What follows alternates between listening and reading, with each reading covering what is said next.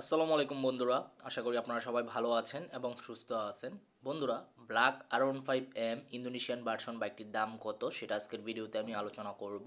ভিডিওটি প্রথম থেকে শেষ পর্যন্ত আপনাদের ধৈর্য সহকারে দেখতে হবে, তাহলে বুঝতে পারবেন। এখন কিন্তু আপনারা দুইটি কালারের R15M পাবেন ইন্দোনেশিয়ান, একটা হচ্ছে সিলভার কালার, একটা হচ্ছে ব্ল্যাক কালার। তো দুইটি বাইক সেম প্রাইস কিনা সেটাও আমি বলতেছি।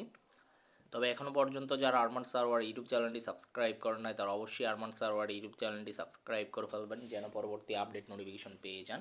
বন্ধুরা, প্রথম কিন্তু ইন্দোনেশিয়ান বাইক সিলভার কালার বাইকটি বের হয়েছে। তারপর 2024 সালের লাস্টের দিক দিয়ে আপনার ব্ল্যাক R15M ইন্দোনেশিয়ান ভার্সন বাইকটি বের হয়েছে।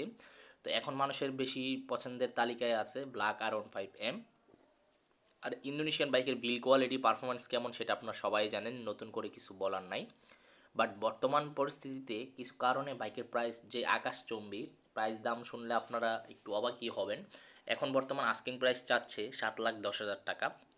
আবারও রিপিট করতেছি, ইন্দোনেশিয়ান R15M দুইটি কালার বাইকের প্রাইস সেম, 7,10,000 টাকা আস্কিং প্রাইস বলতেছে।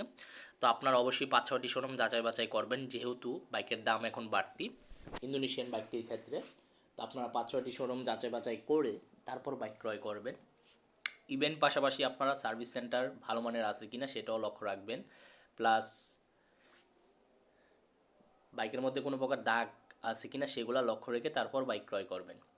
তো ইন্দোনেশিয়ান বাইকের দাম এত বাড়লো কেন সেটা আমি জানি না। বাইকটির দাম কিন্তু কিছুদিন আগে, বলতে 4-5 মাস আগেও কিন্তু বাইকটির প্রাইস চলে আসছিল 6,20,25,000 টাকা। এখন আবার হঠাৎ করে 7 লাখ টাকা প্লাস দাম দাঁড়িয়ে গেল, সেটা আমি নিজেও জানি না। তো যাই হোক, বর্তমানে যারা এই বাইকটি ক্রয় করতে চান অবশ্যই এই প্রাইসে ক্রয় করতে পারেন। এই ছিল আজকের ভিডিওর আপডেট ইনফরমেশন। সবাই সুস্থ থাকবেন, ভালো থাকবেন এবং আল্লাহ হাফেজ।